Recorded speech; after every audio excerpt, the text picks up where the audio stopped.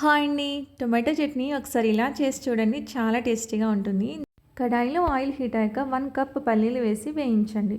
అందులోనే 2 స్పూన్ల ధనియాలు, 1 స్పూన్ జీలకర్ర వేసి బాగా వేయించండి. నెక్స్ట్ కారానికి సరిపడా పచ్చిమిర్చి వేసి వాటిని దోరగా వేయించండి.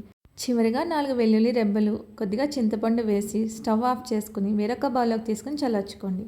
నెక్స్ట్ కడాయిలో కొద్దిగా ఆయిల్ వేసుకొని అందులో 4 టమాటోస్ని ముక్కల కింద కట్ చేసుకొని అందులోనే కొద్దిగా కొత్తిమీర, సాల్ట్ వేసి బాగా కలుపుకొని మూత పెట్టి లో ఫ్లేమ్లో మగ్గించండి. నెక్స్ట్ చల్లారిన పల్లీలను మిక్సీ జార్లో వేసుకొని మెత్తగా మిక్సీ పట్టుకోండి.